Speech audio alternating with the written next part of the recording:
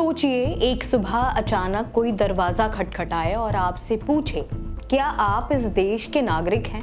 साबित कीजिए। आप चौंक जाएंगे, गुस्सा भी आएगा। शायद आप कहें, ये कैसा सवाल है भाई? मैं यहीं पैदा हुआ, यहीं पढ़ा, यहीं काम करता हूँ, मेरे पास आधार है, वोटर आईडी है, पैन कार्ड है, लेकिन फिर भी आपको बताया जाए ये सब नागरिकता का सबूत नहीं है, तो उस वक्त आपके पास बचता ही क्या है? यही सवाल आज करोड़ों भारतीयों के सामने खड़ा है। नागरिकता साबित करने का संकट, जो कभी दूर के खतरे की तरह लगता था, अब धीरे धीरे हर घर के दरवाजे पर दस्तक देने लगा है। हमने आज़ादी के 78 साल पूरे कर लिए हैं। संविधान ने हमें बराबरी, स्वतंत्रता और पहचान का अधिकार दिया, लेकिन अब वही पहचान सवालों के घेरे में है। देश भर में नागरिकता साबित करने के नाम पर ऐसी लहर चल पड़ी है कि लोग अपने ही वजूद पर शक करने लगे हैं। असम में 19 लाख से ज्यादा लोग एनआरसी यानी कि नेशनल रजिस्टर ऑफ सिटीजन से बाहर कर दिए गए।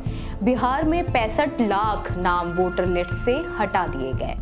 और अब प्रधानमंत्री नरेंद्र मोदी ने लाल किले से हाई पावर डेमोग्राफी मिशन का ऐलान कर दिया है।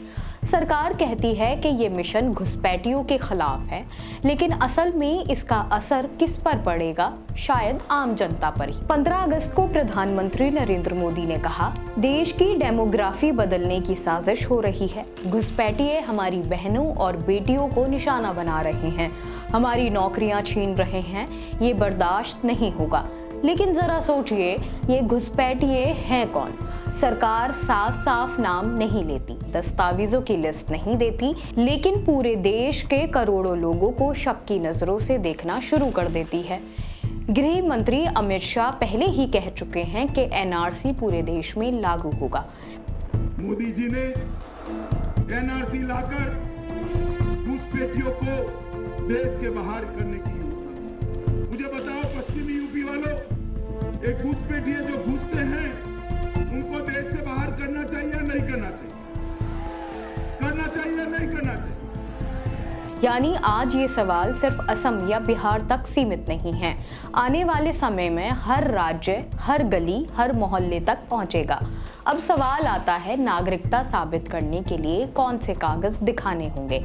आधार कार्ड, सुप्रीम कोर्ट कहता है ये सिर्फ पहचान का सबूत है, नागरिकता का नहीं।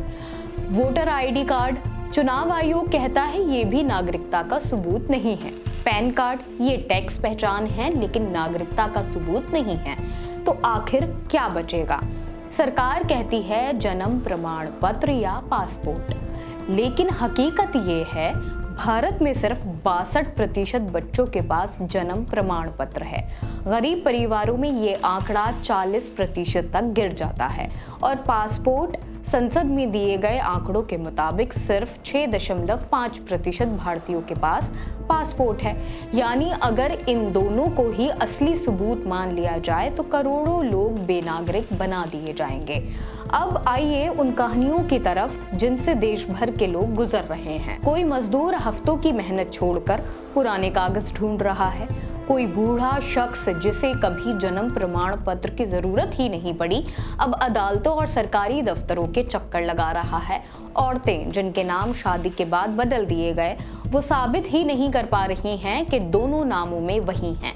असम में कई परिवारों को डिटेंशन कैंपों में डाल दिया गया है। किसी का पति डाउटफुल करार दे दिया गया है तो किसी की पत्नी। बच्चे स्कूल जा रहे हैं लेकिन माँ बाप नागरिकता साबित करने की जद्दोजहद में थाने और अदालतों के चक्कर काट रहे हैं। सोचिए ये कितना बड़ा सामाजिक और मानसिक बोझ है। इस पूरे संकट की जड़ है 1946 का फॉरेनर एक्ट, जो अंग्रेजों के जमाने का कानून है। इस कानून के मुताबिक अगर सरकार को शक है कि आप भारतीय नागरिक नहीं हैं, तो आपको खुद साबित करना होगा कि आप भारतीय हैं। यानी आप पर आरोप लगेगा, सबूत भी आपको ही लाना होगा। सरकार चाहे तो आपके सारे कागज खारिज कर सकती है और आपको बार बार नए सबूत लाने होंगे। यहाँ तक कि अदालतों ने भी कह दिया है कि Aadhaar, voter ID card, PAN card, इनमें से कोई भी नागरिकता का सबूत नहीं है। तो सवाल उठता है कि अगर ये सब बेकार हैं तो 140 करोड़ भारतीयों में से कितने लोग अपनी नागरिकता साबित कर पाएंगे?